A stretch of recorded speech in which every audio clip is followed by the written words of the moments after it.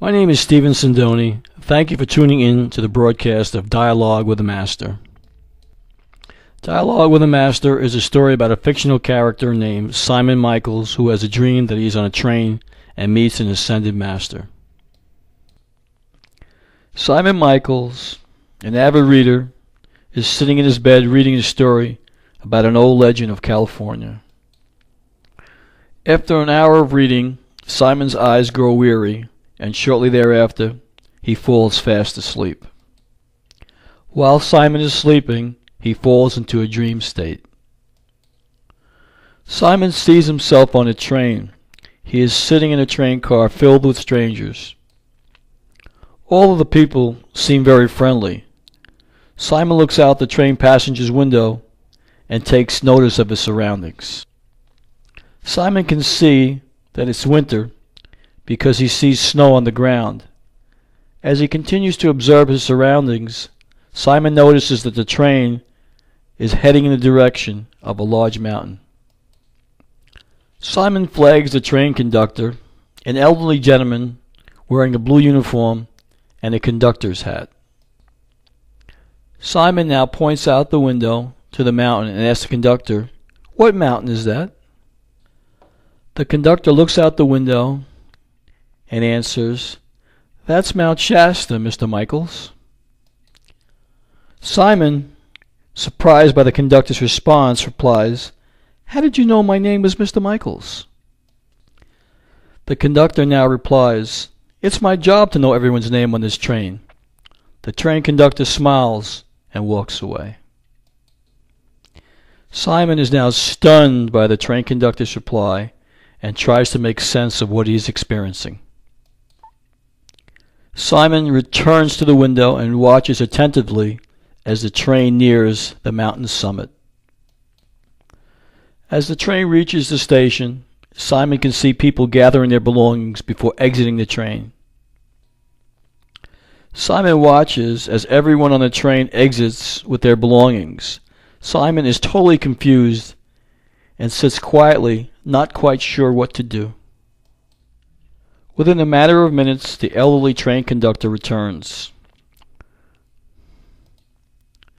The conductor now informs Mr. Michael, "You better hurry or you'll miss your stop. This is where your journey ends." Simon now asks, "Are you sure?" The conductor then replies, "Well, let me see your ticket." Mr. Michaels goes into his pocket and pulls out an envelope that contains his traveling itinerary. Simon then hands the envelope to the train conductor, and the conductor reads the train ticket. After studying the ticket, the train conductor replies, "Yes, Mr. Michael, Mount Shasta is your final destination. Do you need help getting your luggage and belongings?" Simon puts his hands on his head and begins shaking his head profusely back and forth. The train conductor now asks, "Are you feeling okay, Mr. Michaels?" Simon, now totally confused, answers, "Why, I'm not even sure why I've come to Mount Shasta." The train conductor now smiles and replies, "You have come here for the same reason everyone else does." "And what reason is that?" Simon now asks. "You are here because you are seeking the truth, and you want answers. Mount Shasta is a magical mountain. Many people have stories about encounters with ascended masters that have come here." The train conductor politely asks, "Would you like for me to get you a glass of water? Is there anything that I can do for you, Mr. Michaels?" Simon now answers, "I'm a little confused." The train conductor smiles and replies, "You're no different than anyone who was born on this planet. From the moment we are born, we are all here to have our questions answered." Simon responds with, "Yes, I have always been searching for answers. I have many questions." The train conductor takes a seat next to Mr. Michaels. He then takes off his hat that reveals a full head of white hair. The train conductor now goes on to explain to Mr. Michaels that the train has a 45-minute layover at the station, and that he'll do his best to answer any of Mr. Michaels' questions. Simon thinks for a moment before responding, "Yes, I have many questions. From the first day I looked in the mirror, when I was about 6 years old, I felt like I had been here before on this planet. The conductor now answers, okay. Simon continues by telling the conductor, I felt the image in the mirror was not really mine. The conductor takes a moment before he answers, I see.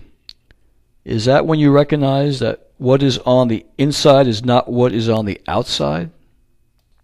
Simon says, yes, I have always known it was within. The conductor smiles and answers, the outside is just a holder. Simon answers, yes. The conductor now replies, most people spend a lifetime and never figure it out. Simon acknowledges his response and says, yes, I understand. The train conductor now goes on to say, the way to the answer is to evaluate everything and everyone. Don't accept it just because someone says it is true, because the answers are in us. We come here with the answers. We blind ourselves to the answers. Simon says, why do we do that if we already have the answers? The train conductor now replies, through emotion, loyalty, insecurity, and many other reasons. We are conditioned away from the answers by society, family, and we make a choice to walk away from the answers in an effort to fit in. It is not possible to fit in. Fit into what? Something abstract? Fit into a concept? That is asinine. Do you understand? Simon replies, yes, totally. The train conductor then replies, enlightenment is an individual journey.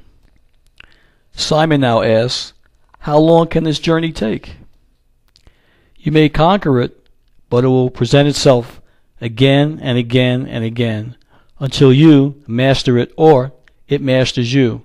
It's your choice. Yes, your choice. Simon replies, I understand. The train conductor looks Mr. Michaels directly in the eye and states, our beliefs are what we are. Simon now says, I have enjoyed our dialogues and your infinite wisdom. By the way, I never did get your name.